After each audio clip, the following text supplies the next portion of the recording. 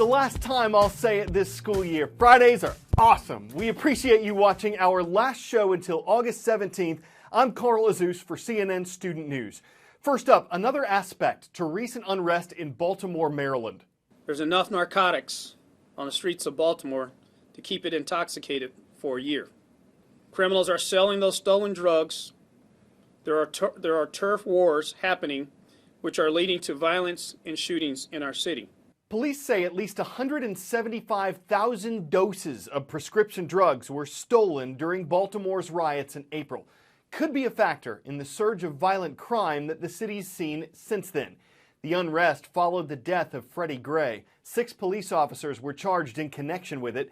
Gray was fatally injured while in police custody after he was arrested in April.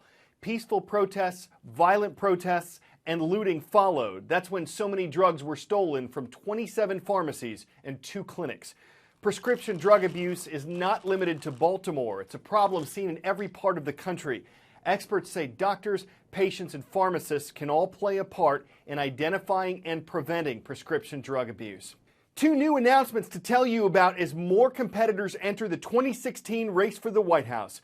Lincoln Chafee made it official on Wednesday. He served Rhode Island as a Republican U.S. Senator, then he was an independent governor of his state, and now he's running for the Democratic Party's presidential nomination. Rick Perry announced his candidacy on Thursday. He served as the governor of Texas for 14 years. He ran in the 2012 presidential race, and he says he's looking for a second chance for the Republican Party's nomination in 2016. That makes a total of 14 people, 10 Republicans and 4 Democrats, who've officially entered the race. More candidates are expected to join them. I want to thank you for the tens of thousands of roll call requests we received this year on our transcript page. Today's 3 schools on the roll. Drum roll. Troy High School, Fullerton, California. The Warriors are watching CNN Student News. Ballard High School, Louisville, Kentucky. Thanks to the Bruins for bearing with our puns. And South Central Junior Senior High School in Union Mills, Indiana. It's awesome to be broadcasting with the satellites. Speaking of satellites, NASA is celebrating an anniversary this week. It's been 50 years since the first U.S. spacewalk was made. Since then, there have been more than 260 strolls into space. Most of them have been done to work on the International Space Station, part of its estimated $75 billion cost to the U.S. But many of the astronauts who've taken a spacewalk would call it priceless. Okay, I'm out. Okay, now, slow 3. They were the first American boots to step into space. NASA astronaut Ed White left the hatch of Gemini 4 50 years ago this week, strapped to a tether 250 miles high above the Earth. 23 minutes later, White returned to the spacecraft, which he would later describe as one of the saddest moments of his life. Going outside when you have that full panoramic view through your helmet is just amazing. Soviet cosmonaut Alexei Leonov did it first. American Ed White's mission came 3 months later, but it was White who proved that productive work could be done outside a spacecraft. That paved the way for this. That's one small step for man, one giant leap for mankind. NASA astronauts have performed hundreds of spacewalks since Neil Armstrong's famous moon landing. Once he gets out, Mike, we're going to go ahead and verify our safer configs. Michael Foreman has done 5 of them, spending more than 32 hours in zero gravity. You're not 100% sure how you're going to feel until you experience that for the very first time.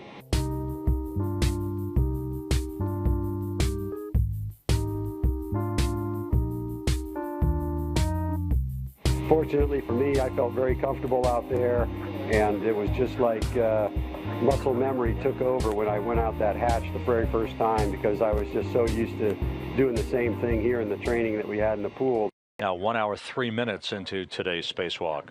In 1973, when Skylab was damaged, repairs were made to the solar panels in space to keep it in orbit. During the 1980s, astronauts began using jetpacks to fetch satellites and carry out repairs. Sounds great, Dan. That's a great effort all around. It took 5 back-to-back spacewalks to repair and upgrade the Hubble telescope. All right, the reflector bag adjustable and radar goes down. Spacewalks are almost routine now, part of the building and maintenance of the International Space Station, which orbits the Earth at more than 17,000 miles an hour. There's a chance that horse racing history will be made this Saturday, and this horse, named American Pharoah, could be the one to do it. His owner says he's like a pet. This weekend, he'll be trying to win the Triple Crown, a sweep of 3 famous races. He's already won the Kentucky Derby and the Preakness Stakes. The last in the series is the Belmont Stakes this Saturday.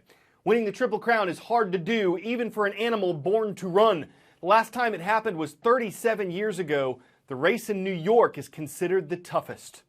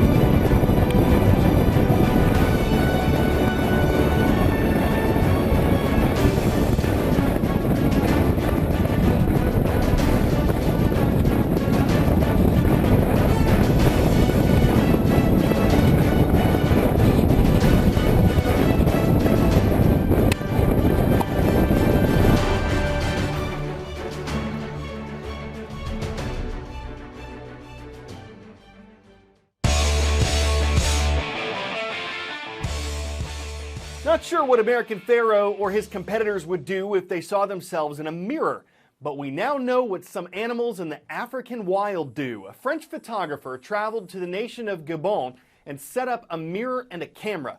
Fortunately, the mirror was tough. What he found was that though some primates act tough at first, many later make peace.